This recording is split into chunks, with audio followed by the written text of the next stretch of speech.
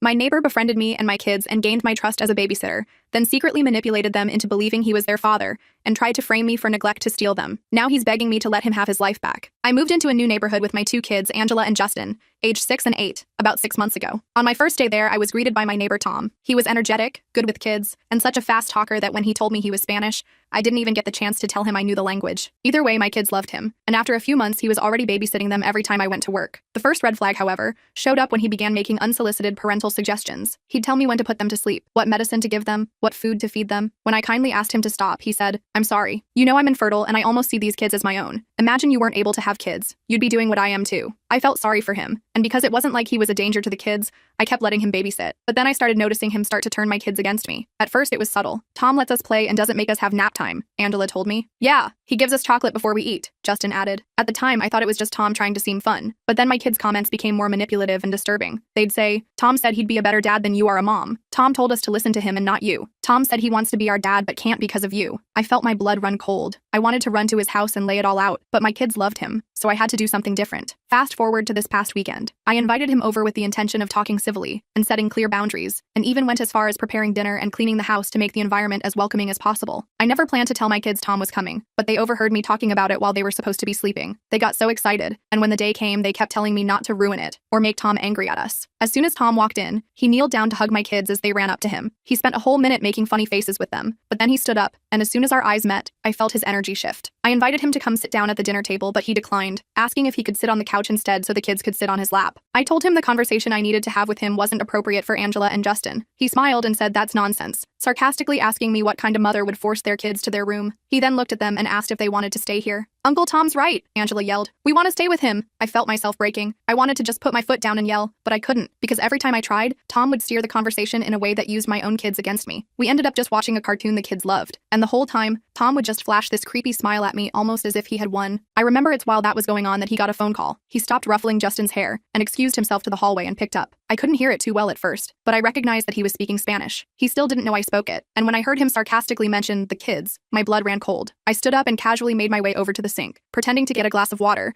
and because the door separating the kitchen and the hallway was closed, I subtly pressed my ear against it and listened in further. What I heard made my body shake and my legs go jelly. Tom was on the phone with his friend, sarcastically mocking me and mentioning how well his plan was going. He said, "Just a few more months before they're mine." He then laughed. "I've already turned them against her. Now I just have to do something to one of them and frame her. Before she knows it, CPS will be at her door, taking her kids away for neglect. And guess who they'll want to be taken in by? That's right, me, and only me." I wanted to throw up. And to make matters worse, that's not all he said. "Children are so easy to manipulate. Just offer them a surprise, say you're disappointed in them if they don't comply, and they'll tell you anything you want." I went back to the couch, face pale and fists clenched. My thoughts raced at 1,000,000 miles per house, and when Tom came back out a minute later, smiling like nothing was wrong, I smiled back, because I had thought of something. That night, after Tom left and the kids were in bed, I sat in the dark living room trying to process what I'd heard. This man, this stranger, had systematically wormed his way into our lives with the explicit intention of taking my children from me. He'd been manipulating my kids, turning them against me, all while plotting to have them removed from my care. I couldn't sleep. I couldn't eat. By morning, I had gone from shocked to terrified to absolutely furious.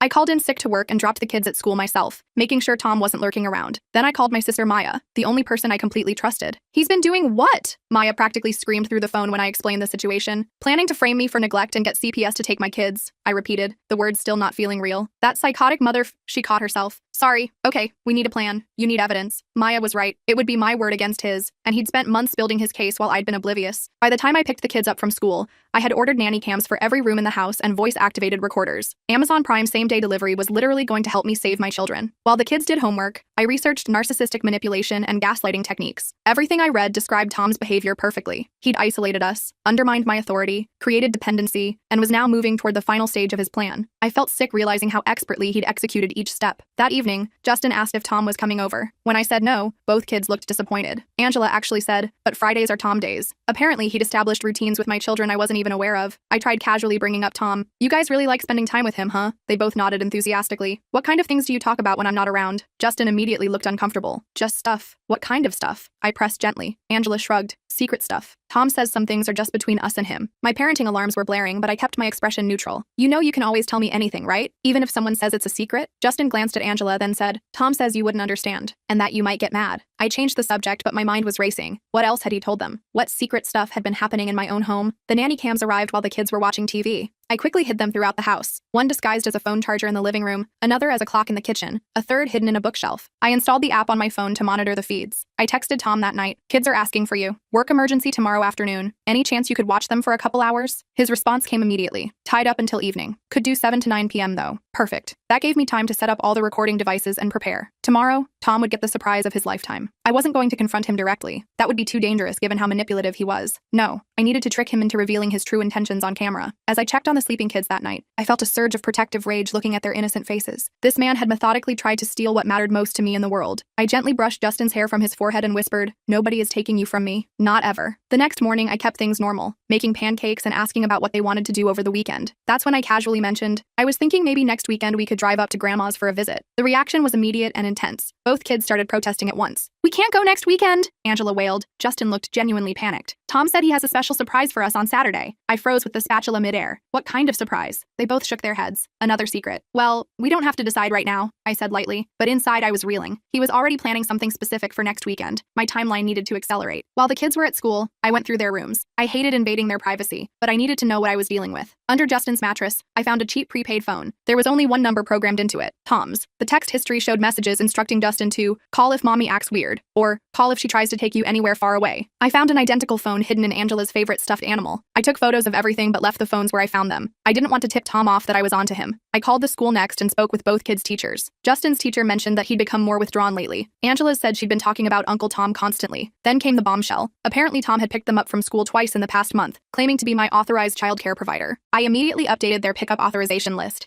explicitly removing Tom's name and informing the front office he was under no circumstances allowed to take my children. I added that I was the only person authorized for pickup until further notice. When the kids came home that afternoon, I tried again to casually ask about their relationship with Tom. Justin immediately became defensive. "Why do you keep asking about Tom? Don't you like him anymore?" Angela's lower lip trembled. "If you make Tom go away, I'll hate you forever." I changed tactics and suggested we make cookies together. While we mixed the dough, Angela mentioned that Tom had been teaching them special games. When I asked what kind of games, she immediately clammed up, exchanging a look with Justin. "Secret games," Justin said firmly. My stomach twisted into knots, but I kept my expression neutral. "That sounds fun. Maybe we could play games with Aunt Maya soon too." Later, I called my friend Layla, who works in family social services. Without naming names, I explained the situation, describing what I'd overheard and the changes in my kids' behavior. "Without solid evidence, it's your word against his," she warned me. "And if the kids are already alienated from you, their statements might actually support his claims." "So what do I do?" I asked desperately. "You need him to reveal his true intentions on record," she said. "And you need to document everything. Your positive interactions with the kids, their meals, their schedules, everything to counter any claims of neglect." That evening, when Tom arrived at 7 p.m. sharp, I was ready. The cameras were recording. Voice recorders were hidden throughout the house. I deliberately appeared distracted and stressed, mentioning work problems and sighing heavily. Tom immediately stepped into the supportive friend role, but I caught the calculated look in his eyes as he surveyed the kids' appearance, the state of the living room. "The kids look a bit neglected," he said with carefully crafted concern. "Have they had dinner?" "They had snacks," I mumbled. "I was going to order pizza." He clicked his tongue disapprovingly, loud enough for the kids to hear. "They need proper nutrition, not junk food." I didn't rise to the bait. Instead, I mentioned casually, "By the way, I'm thinking of moving us closer to my parents. My mom offered to help with childcare while I work longer hours." Tom's face darkened momentarily before he recovered. "Moving? That would be so disruptive for the children. They're just getting settled here. It would make things easier financially," I pressed. "Let's discuss this privately," he suggested, steering me toward the kitchen. Once there, away from the kids, his mask slipped. "What the hell are you doing?" he hissed. "You're ruining everything." Got him, I thought, knowing the kitchen recorder was capturing every word. I kept my face fearful and confused. "I don't understand why you're upset," I said. "It's just an idea my mom suggested." "Because these kids need stability," he said, quickly composing himself. "And I'm here to help. Your parents live what, 2 hours away? The kids would have to change schools, lose all their friends, lose me." The proprietary way he said, "lose me," sent chills down my spine. But I had him talking now, and I needed more. "I didn't realize you were so invested in our lives," I said carefully. His eyes narrowed slightly. "Of course I am. Those kids mean everything to me. Not your kids, those kids, like they already belong to him." I decided to push him a little further. "It's just that Angela and Justin are my children, and I need to make the best decisions for them." Tom's face twitched slightly. "Of course they're your children. Technically." That single word, technically, made my blood run cold. I kept my expression neutral despite wanting to slap him. "I should get going," I said, pretending to check the time. "I have an early meeting tomorrow." As Tom left, he hugged the kids extra long. Justin actually cried when he said goodbye, like he was leaving forever. I overheard Tom whisper to Angela, "Remember what we talked about?" She nodded solemnly. After they went to bed, I reviewed the kitchen recording. Tom's "you're ruining everything" comment was damning, but not explicitly incriminating enough. I needed more concrete evidence of his plan. The next morning, I casually mentioned finding their secret phones while cleaning their rooms. Instead of confessing, Both kids looked panicked and claimed they'd found them. I realized how thoroughly Tom had coached them to lie to me. Even when caught red-handed, they stuck to whatever story he'd given them. I tried showing them old family photos from before Tom came into our lives. Remember how much fun we had at the beach last summer? I asked gently. Angela frowned. Tom showed us different pictures of you. My heart skipped. What pictures? Pictures where you looked mean, Justin said quietly. I was stunned. Had Tom been showing my kids doctored photos of me? I asked to see these pictures, but they claimed Tom kept them at his house. Another manipulation tactic, creating false memories and altered perceptions. I called Maya again, and she agreed to come stay with us for a few days. Having backup felt essential as I gathered more evidence. Plus, I needed someone to witness Tom's behavior firsthand. She arrived that afternoon, and the kids were excited to see their aunt. We were making dinner when Tom showed up unannounced, carrying gift bags. Surprise visit, he announced cheerfully, not even acknowledging how inappropriate it was to just appear without warning. The kids ran to him like he was Santa Claus. He handed them each a wrapped package. Not now, I said firmly. We're about to have dinner. Oh, let them open them, Tom said with a dismissive wave. It's just something small. The kids immediately tore into the packages, completely ignoring my instruction. Maya watched the whole interaction with wide eyes, finally seeing what I'd been describing. After the kids went to bed, Maya was visibly shaken. Holy crap, you weren't exaggerating. The way he undermined you right in front of me was so blatant. Should we confront him together? She suggested. I shook my head. If we confront him directly, he'll just become more secretive. We need to catch him revealing his true plan. We developed a different approach. Maya would pretend to be concerned about my parenting and sympathetic to Tom. She'd try to gain his trust and get him to open up about his intentions. The next day, Maya accidentally bumped into Tom at the local coffee shop. She struck up a conversation, mentioning she was in town visiting me and the kids. How are they doing? Tom asked, immediately focusing on the children rather than me. Honestly, I'm a bit worried, Maya improvised. My sister seems so overwhelmed lately. Tom was initially suspicious of her sudden interest, but warmed up when she continued expressing concerns about my parenting. She suggested the three of us get drinks that weekend to discuss the situation. When she told me about this later, I agreed too quickly to the drink plan. When Tom texted to confirm, his message had an edge of suspicion. I had to backtrack, responding that I wasn't sure it was a good idea, but would try to make it work. Playing hard to get seemed to reassure him. That Saturday, we met at a local bar. I purposely arrived 15 minutes late, appearing flustered and disorganized. Tom immediately started listing his concerns about my mental stability to Maya. She's just not the same person lately, he said, shaking his head sadly. The kids tell me things. Maya skillfully steered the conversation toward his childcare techniques. You seem to have such a special bond with them. How did you develop that? Tom puffed up with pride and began explaining his approach. After a few drinks, he became less guarded. Children need structure, he explained. When their primary caregiver is unstable, they look for security elsewhere. I simply positioned myself as that security. And how did you do that? Maya asked innocently. It's about creating contrast, he said, leaning in. If mom says no to something simple, I say yes. If she's tired and short-tempered, I'm endlessly patient. Eventually, they start coming to me first. I gripped my glass so hard I thought it might shatter. He was openly admitting to systematically turning my children against me. Maya managed to record parts of this conversation on her phone, but the bar was too noisy for clear audio. We needed a better environment to get clean recordings. We should continue this conversation somewhere quieter, Maya suggested. Maybe dinner at the house next week? Tom readily agreed. As we left the bar, he placed his hand on my lower back in a possessive gesture that made my skin crawl. The following days were tense. I prepared for our dinner by setting up additional recording devices throughout the house. While I was hiding one behind some books, Justin walked in. What's that? He asked, pointing to the small black device in my hand. My heart raced. It's a special timer for cooking, I lied, hating that I was now the one being dishonest. I'm trying some new recipes. He seemed to accept this explanation, but I was more careful hiding the rest. I couldn't risk Tom finding out what I was doing. The night of the dinner arrived. Tom showed up with an expensive bottle of wine and immediately suggested we loosen up with a drink. I noticed him watching closely as I sipped mine, so I secretly poured most of it into a nearby plant when he wasn't looking. Something about his insistence made me suspicious. Was he trying to impair my judgment? Maya skillfully brought up the topic of my parenting struggles again. Tom started elaborating on his concerns, becoming more candid as the evening progressed. The children confide in me, he said. They tell me things they're afraid to tell their mother. Suddenly, Angela burst into tears. I don't want to go away from Tom, she wailed. I froze. What do you mean, sweetie? No one's going away. Angela looked at Tom, then back at me. But if you keep being mean to Tom, he can't take us to his special place. My blood ran cold. What special place? Tom quickly intervened. I mentioned taking them to the Children's Museum sometime. That's all. But Angela's outburst confirmed my fears. Tom had been having private conversations with my children about taking them away from me. I comforted Angela while struggling to maintain my composure. Tom used this moment to twist the narrative again. See how you're making her feel guilty for expressing her emotions? He said quietly. That's emotional manipulation. Maya, who had been recording this exchange while pretending to check messages on her phone, caught this perfect example of psychological projection. Tom was accusing me of exactly what he was doing himself. After reviewing Maya's footage later that night, we found Tom had revealed enough of his concerning behavior to raise red flags, but nothing explicitly illegal. We needed more. I decided to call his bluff. The next morning, I texted Tom, after last night, I'm considering therapy for the kids. They seem to have a confusing attachment to you that might need professional guidance. His response was immediate. I'd be happy to help find a good therapist. I know several who specialize in children. Thanks, but I've already selected one and scheduled appointments for next week, I replied. This clearly rattled him. He called within minutes, insisting that involving outsiders was unnecessary and potentially harmful to the children. They're just going through an adjustment period, he argued. Therapy might make them feel like something's wrong with them. I pretended to reconsider. Maybe you're right, By the way, my parents are coming to visit next week. They'll be staying with us for a while. This news clearly panicked him. How long will they be here? When do they arrive exactly? He pressed. Not sure yet, I said vaguely. Could be a week or two. After hanging up, Maya and I analyzed his reaction. He's afraid of your parents witnessing his manipulation, she concluded. Outside observers threaten his control. The next day, I discovered Tom had given Justin a smartphone for emergencies. When I confronted Justin about it, his response was clearly rehearsed. Tom says I need it because sometimes you don't answer your phone, he recited mechanically. It's for my safety. Rather than confiscating it and triggering more resistance,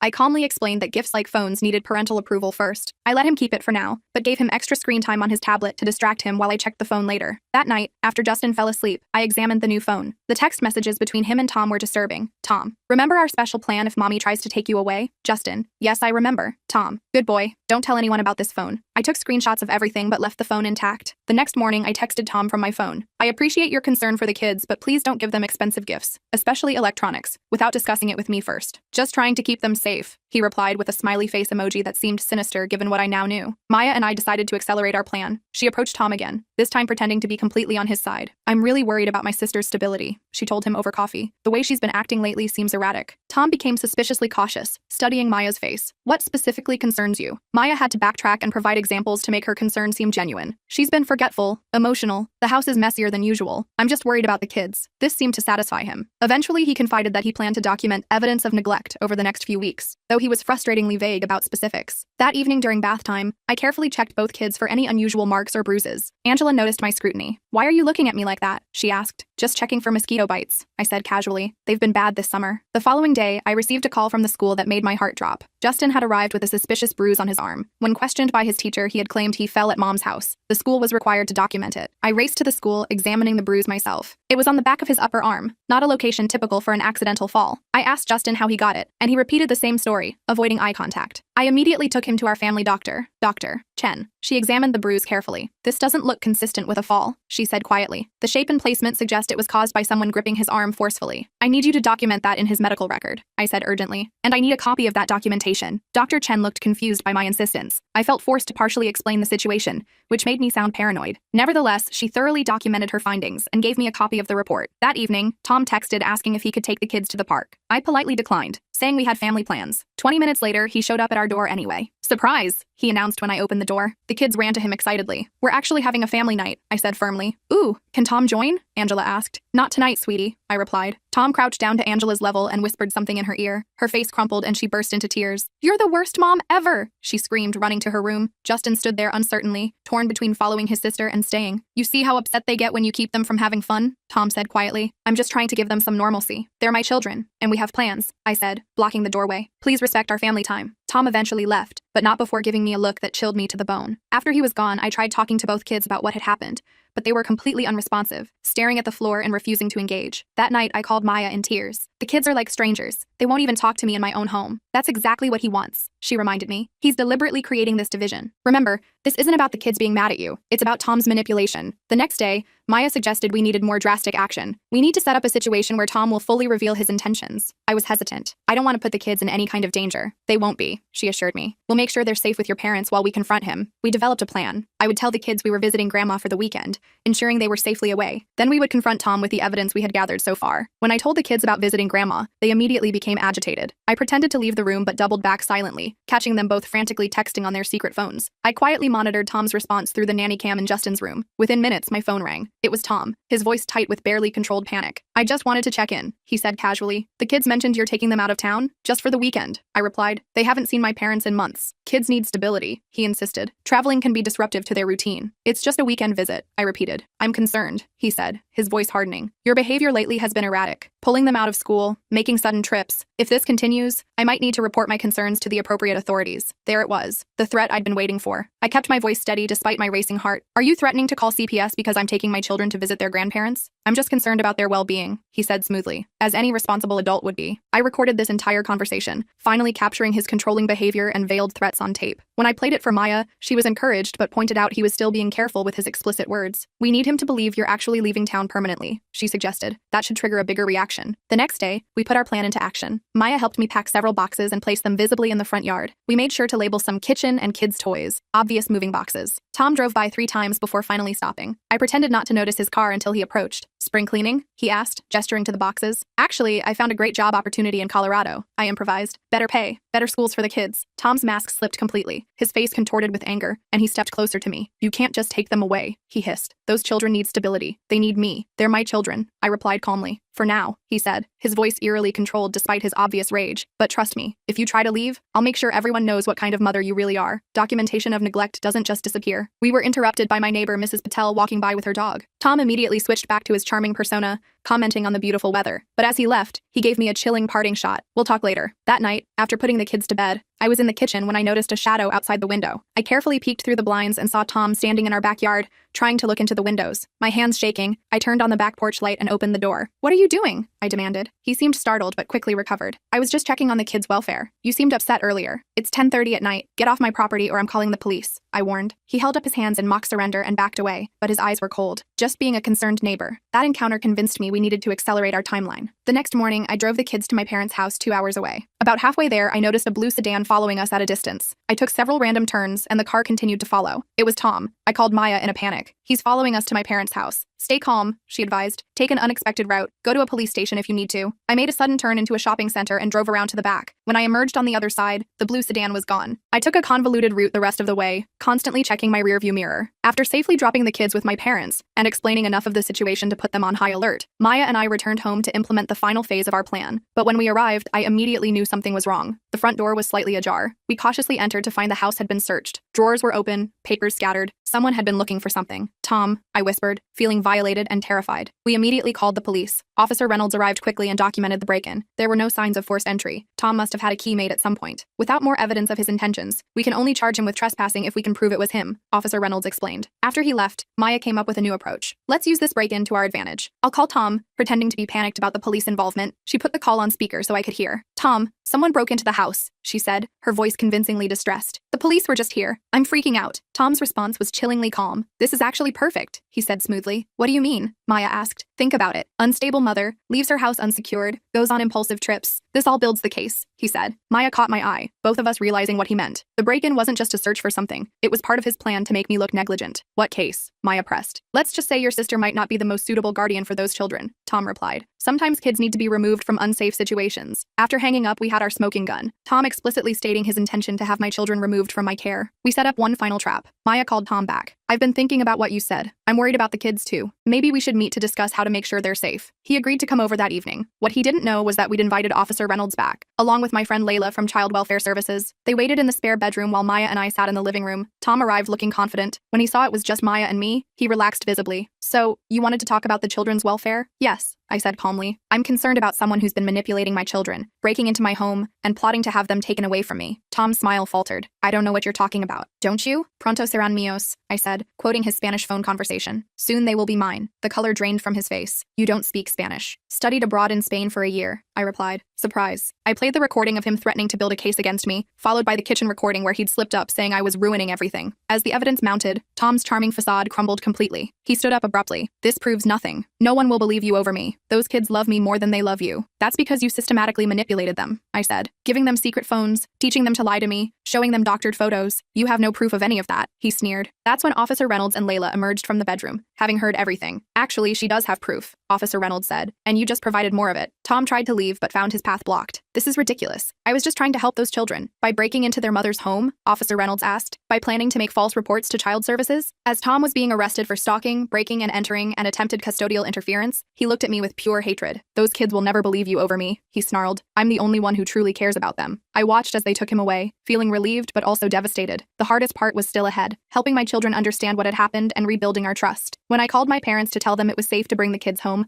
my mom reported that Angela and Justin had been asking for Tom constantly. They seem to think you're keeping them from him deliberately, she said worriedly. I am, I sighed, but not for the reasons they think. How do you explain to a 6- and 8-year-old that the adult they've come to trust has been manipulating them? How do you help them understand concepts like gaslighting and psychological abuse? The next phase would be the most difficult, healing my family from Tom's calculated damage. After Tom's arrest, I thought the worst was over. I was wrong. When I brought the kids home from my parents, their reaction to the news about Tom was heartbreaking. You're lying, Justin shouted when I gently explained that Tom had done some bad things and wouldn't be coming around anymore. Angela burst into tears. You're just jealous because we love him more than you. Their words cut deep. but I reminded myself they were victims too. Tom had spent months poisoning their minds against me. This wouldn't be fixed overnight. I contacted a child psychologist who specialized in cases of emotional manipulation. Dr. Ramirez was compassionate but honest with me. Children this age don't have the capacity to understand manipulative tactics, she explained. Right now, they simply feel like someone they loved has been taken away, and they're blaming you. How do I fix this? I asked desperately. Slowly, she advised. We start with rebuilding trust, not by trying to convince them about Tom. That will come later. The kids initially refused to talk to Dr. Ramirez. Justin sat with his arms crossed, answering questions with silent shrugs. Angela would only communicate through her stuffed animals. But Dr. Ramirez was patient, using play therapy and art to slowly get them to open up. After their third session, Dr. Ramirez showed me a drawing Justin had made, a picture of Tom giving them candy and toys while a scary-looking figure, presumably me, stood in the background with angry eyes. Tom played a special game with them, Dr. Ramirez explained gently. He would reward them with treats whenever they reported negative things about you, and he would punish them by withdrawing affection if they said positive things. I felt physically ill. They were being conditioned. She nodded grimly. Classic manipulation technique. He essentially trained them to view you negatively, and him positively. The road to recovery was painful and slow. There were nights when Angela would scream that she hated me, that I was mean for taking Tom away. Justin became withdrawn, refusing to engage with me beyond necessary communication. Just when we seemed to be making progress, I discovered Tom had found a way to maintain contact. A letter arrived for the children, sent through a mutual acquaintance in the neighborhood. It was filled with subtle manipulation, telling them he missed them, that he was being unfairly kept away from them, and that someday they would understand the truth. I immediately got a restraining order prohibiting all forms of contact with my family, but Tom was persistent. A few weeks later, Angela came home from school with a new bracelet. Where did you get that? I asked casually. The new helper in our classroom gave it to me, she replied. She said it was a secret present. My alarm bells went off. I visited the school the next day and discovered one of Tom's cousins had recently volunteered as a classroom aide. I hadn't even known he had family in the area, another detail he'd concealed. When confronted, the cousin claimed ignorance about any restraining order. The principal agreed to remove her from Angela's classroom, but explained they couldn't ban her from the school entirely without more evidence of malicious intent. Meanwhile, Tom's case was moving through the legal system, but much more slowly than I'd hoped. His lawyer kept pushing for delays, painting Tom as a concerned friend who had only been trying to protect children he was worried about. Maya and I worked with the prosecutor, organizing our evidence and preparing for court. We discovered some of our recordings might be inadmissible due to consent laws in our state, which was a setback. We had to focus on strengthening the testimony about the break-in and the documented pattern of manipulation. As the court date approached, Tom's defense team requested that the children be interviewed, claiming they would support his version of events. I was horrified at the thought of them being involved in the proceedings, but we compromised on a private interview with a court-appointed child advocate. The advocate, Ms. Winters, was experienced and gentle with the kids. The interview seemed to be going well until she showed Justin a photo of our family, including Tom. Justin suddenly became withdrawn, repeating, "I'm not supposed to tell the secret." Ms. Winters recognized this as a sign of coaching and documented it in her report to the court. This was a turning point in the case, evidence that the children had been instructed to keep secrets, a classic red flag in manipulation cases. Tom's lawyer attempted to paint me as paranoid and unstable, but the evidence of his systematic isolation tactics was compelling. The judge ordered a complete psychological evaluation of Tom. The results were revealing. Not only did the evaluation show concerning patterns of narcissistic behavior, but background checks revealed Tom had fabricated his entire backstory. He wasn't Spanish at all. He'd affected the accent and learned the language specifically as part of his persona. He'd also used 3 different names in the past decade. What we still couldn't figure out was why he'd targeted my family specifically. Maya suggested doing deeper research into his past, beyond what the police had uncovered. Her investigation led to a disturbing discovery. Tom had attempted similar behavior with 2 other single mothers in different cities. In each case, he'd inserted himself into the family's life, alienated the children from their mother, and then disappeared when his manipulation was discovered. But we couldn't find any official reports filed against him. These women were probably too embarrassed or scared to report him, Maya reasoned, or maybe they just wanted to move on with their lives after he left. We managed to contact one of these mothers, Eliza, who agreed to meet with me. She was clearly terrified, constantly checking over her shoulder during our coffee shop meeting. We moved to my car for more privacy, where she finally opened up. He called himself Daniel when I knew him, she explained, her hands shaking as she showed me a photo. It was undeniably Tom, though with different hair and glasses. He almost succeeded in getting custody of my son. According to Eliza, Daniel had manipulated her child so thoroughly that the boy had started making false allegations of abuse against her. When child services investigated, Daniel had presented himself as a stable father figure, offering to take temporary custody. I realized what was happening just in time, she said. I packed up and fled the state in the middle of the night. We've been living under the radar for years, afraid he would find us. Eliza's testimony provided the pattern evidence we needed. Now we could show Tom's behavior wasn't a one-time misunderstanding, but a calculated predatory pattern. The prosecutor was thrilled with this new information, but cautioned that Tom's lawyer would try to discredit Eliza as an unreliable witness, without concrete documentation. We need something that ties all these cases together, she advised. I spent hours reviewing all our recordings, looking for any clue that might connect Tom to his previous identities. Nothing stood out. Then Maya suggested suggested focusing on his phone, the one constant across all his personas. The prosecutor subpoenaed Tom's phone records, revealing multiple burner phones but one consistent number he'd kept across his various identities. That number regularly called a residential facility in another state. When investigators contacted the facility, they refused to provide information, citing patient confidentiality. We had to get a specific court order to access the records. What we discovered was the missing piece of the puzzle. Tom had been a patient at a psychiatric facility for delusions related to parenthood. He had been released years ago when he appeared to improve, but his obsession with saving children had a clinical basis. With this evidence, the case against Tom became much stronger. His defense team pivoted to claiming mental health issues reduced his culpability, but the prosecutor emphasized the calculated, methodical nature of his actions across multiple families. As the legal case progressed, I focused on helping my children heal. Justin had a complete meltdown at school one day, screaming that he wanted to live with Tom. I realized we needed more intensive family therapy. Our new therapist, Dr. Ramirez, suggested bringing in objects the children associated with Tom to discuss their feelings. When we did this exercise, Angela revealed something shocking. Tom had given them a special phone to call him if I ever took them away. This was in addition to the prepaid phones I'd already found months earlier. After some gentle coaxing, Angela retrieved it from inside a hollowed-out book on her shelf. The text messages on this phone were disturbing. Tom, remember, if your mom ever tries to take you away, use this phone to call me and I'll come rescue you. Tom, don't tell your mom about our plan. She wouldn't understand that we're meant to be a family. Tom, I'll always be there for you in ways your mom can't be. But the most shocking message revealed Tom's ultimate lie. Someday I'll tell you the truth about why I couldn't be your dad from the beginning. Your mom kept me away, but I never stopped loving you. He had told my children he was their biological father. I sat across from Dr. Ramirez, stunned into silence. The phone with those messages felt radioactive in my hand. Tom had told my children he was their biological father. Everything suddenly made horrible sense. Their fierce loyalty, their resistance to leaving him, their confusion about why I was keeping them away from him. I need to tell them the truth right now, I blurted out. Dr. Ramirez held up her hand. I understand that impulse, but we need to approach this carefully. This is a fundamental deception that's become part of their reality. Challenging it too abruptly could be traumatic. She was right, but it killed me to let my kids believe this lie for even one more day. We developed a gentler approach, starting with establishing who their actual father was through photos and memories, without directly contradicting Tom's claims yet. During our next session, I brought family albums showing the kids as babies with their real dad before our divorce. Angela seemed confused by these images, and Justin became agitated. These are fake, he insisted. Tom said you would try to trick us with fake pictures. Of course he had. Tom had prepared for every possibility, even anticipating I might try to prove he wasn't their father. Dr. Ramirez carefully asked, "What did Tom tell you about being your dad?" Angela's answer broke my heart. He said he had to go away before we were born because mommy was angry with him, but he always wanted to be with us, and now he came back to rescue us. Justin nodded. He said you've been lying to us our whole lives. The irony was suffocating. After several more sessions, Dr. Ramirez suggested involving their actual father in the process. My ex-husband Todd had been minimally involved since the divorce, but when I explained the situation, he was horrified and agreed to help immediately. The first video call with Todd was awkward. The kids were suspicious and hostile, having been convinced he was some kind of imposter, but he knew details about their birth and early childhood that only their real father could know. Slowly, confusion began to replace certainty in their expressions. It took weeks of gentle therapy for the truth to finally penetrate. Tom was not their father. He had lied to them, completely and deliberately, to steal them away from me. Angela was the first to break down. But why would he lie about that? She sobbed. People don't lie about being someone's daddy. Justin's realization was quieter, but deeper. He stopped talking altogether for 3 days, processing this betrayal from someone he had trusted completely. When he finally spoke, he simply asked, "Did Tom lie about everything?" Dr. Ramirez helped us compile a list of Tom's truths and actual truths, working through each manipulation systematically. It was painful, messy work. Some days we made progress. Other days it felt like we were moving backward. Meanwhile, Tom's trial date was approaching. His lawyer tried every delay tactic possible, but eventually, we found ourselves in the courthouse. I testified first, laying out the entire timeline of manipulation. Seeing Tom sitting there at the defense table, watching me with those calculated eyes, made my skin crawl. The defense attorney tried painting me as paranoid and unstable during cross-examination. "Isn't it possible you misinterpreted my client's genuine concern for your children?" she asked repeatedly in different ways. I stuck to the facts, referring to the evidence rather than my emotions. Maya testified next, describing Tom's confessions about how he deliberately positioned himself as a contrast to me. The prosecutor played the recordings where Tom admitted to turning my children against me. Eliza's testimony about her similar experience was powerful. When she identified Tom as Daniel, the man who had attempted the same manipulation with her family years earlier,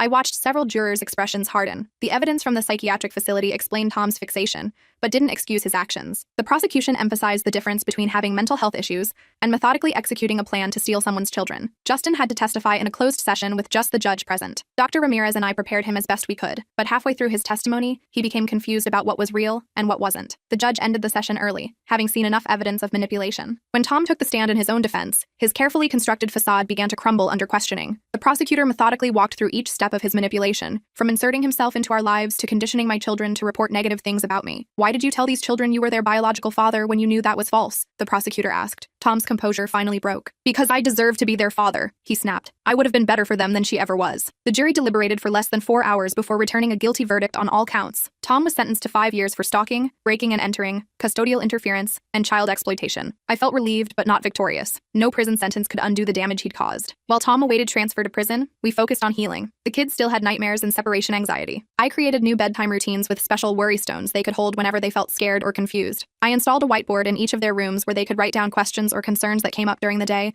which we'd address together each evening. I considered changing schools to give them a fresh start, but Dr. Ramirez suggested maintaining stability was more important. We compromised by keeping the same schools but ensuring their teachers understood the situation. Angela seemed to bounce back faster than Justin. She returned to her chatty self, becoming interested in her old activities again. But then I discovered she was hiding her true feelings, pretending to be fine because she thought that's what I wanted. "I need to be strong for you, Mommy," she confessed one night. I started a mother-daughter journal where she could write down her true thoughts and feelings without saying them out loud. Some of her entries broke my heart. "Sometimes I still miss Tom even though he was a liar," and "I feel stupid for believing him." Justin's struggle was more visible. He had angry outbursts followed by periods of complete withdrawal. Traditional talk therapy wasn't working well for him, so we found an art therapist who helped him express his confusion and betrayal through painting. His early artwork featured dark scribbles and torn paper, but gradually colors began to appear. 3 months after the trial, I received notice that Tom was filing an appeal. The kids immediately regressed when they sensed my anxiety. Justin started wetting the bed again, and Angela became clingy, refusing to go to school. Our lawyer assured us the appeal was based on technicalities rather than new evidence, and the conviction would likely stand. We used our established coping mechanisms to weather this setback. During one particularly difficult evening discussion, Angela surprised me with her insight. "Tom can't trick us anymore, Mom," she said firmly. "We know about his lies now." Justin nodded in agreement, though he remained quieter about his feelings. 6 months after Tom's conviction, I ran into Ben at a school fundraiser. He was a single dad with a daughter in Angela's class. We started talking while volunteering at the bake sale table and found an easy rhythm to our conversation. When he suggested coffee sometime, my immediate reaction was panic. I'd met Tom through my kids. He'd used them to get close to me. How could I ever trust anyone near them again? I declined Ben's invitation initially, but we kept bumping into each other at school events. He was patient and never pushy. After 6 months of casual conversations in public settings, I finally felt comfortable enough to consider introducing him to the kids. Our first playdate was at a public park with his daughter Lily. I watched Ben like a hawk, analyzing every interaction he had with Angela and Justin. He must have felt my scrutiny but never commented on it. Instead, he simply played catch with the kids, made awful dad jokes, and respected their boundaries completely. Justin had a momentary panic attack when he saw Ben helping me prepare snacks one afternoon. His breathing became rapid, and he froze in the doorway. "What if he tries to take us away like Tom?" he whispered. Instead of dismissing his fear, I sat down at his level. "That's a really important question, Justin. Let's talk about it." We discussed the differences between Tom's behavior and Ben's, and I reminded him that no adult would ever separate us again. The fact that Justin could verbalize his fear rather than shutting down represented enormous progress. We were healing, slowly but surely. Angela, meanwhile, developed an unexpected interest in Spanish culture and language. This concerned me at first. Was she trying to maintain a connection to Tom? Dr. Ramirez suggested that Angela might be attempting to reclaim something Tom had tainted. Rather than discourage her,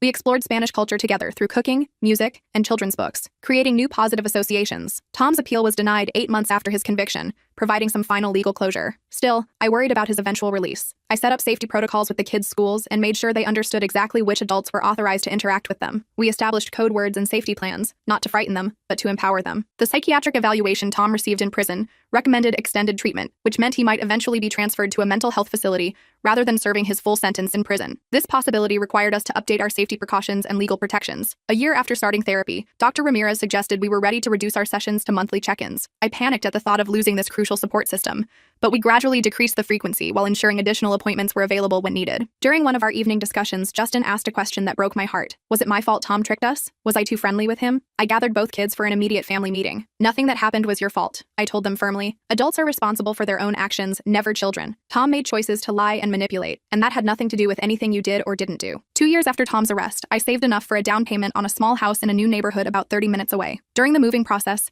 Angela found a stuffed bear Tom had given her tucked in the back of her closet. She held it up uncertainly. Should I throw this away? Rather than deciding for her, we created a special ceremony. We laid out items associated with Tom, the toys he'd given them, photos with him, and the kids decided individually which objects to leave behind, and which, if any, to bring to our new beginning. They chose to discard everything except one small bracelet Angela had received before Tom's manipulation began. In our new home, both kids initially checked the locks and security system obsessively every night. I didn't discourage this behavior, understanding their need for control and safety. Gradually, their hypervigilance faded. I knew Justin was finally feeling secure when, about 3 months after moving in, he left his bedroom door open while sleeping for the first time in years. Ben and his daughter Lily became regular visitors at our new house. The kids accepted his presence without the suspicion they'd initially shown. When he taught Justin to change a bike tire or listen to Angela practice her reading, there was no ulterior motive, no manipulation, just simple kindness and genuine interest. Our journey isn't over. There are still difficult days when memories resurface unexpectedly. Justin sometimes gets quiet and withdrawn on the anniversary of Tom's arrest. Angela occasionally asks questions about why people lie and whether we can ever really know if someone is telling the truth. These are heavy questions for young children, but they're asking them from a place of growing strength rather than fear. We've developed tools and trust to face these challenges together. We talk openly about what happened while focusing on moving forward. What Tom tried to destroy, our family bond, has become stronger through our shared healing. The kids and I have movie nights where we build pillow forts and eat too much popcorn. We've started a tradition of Saturday morning pancakes with ridiculous toppings. Justin joined a soccer team, and Angela takes art classes. Normal kid stuff that once seemed impossible during the darkness of Tom's manipulation. I still have the recordings and evidence we gathered, locked in a fireproof safe. I hope we never need them again. But their presence is a reminder that I'll always protect my children, no matter what. Yesterday, while tucking Angela in, she whispered, "I'm glad Tom didn't win, Mommy." "Me too, sweetheart," I replied, smoothing her hair. "We're the winners," Justin added from his doorway. "Our team. That's what home really is. Not just a place, but the safety and love we create with each other. It's something no manipulator, no matter how clever or persistent, could ever truly take away from us."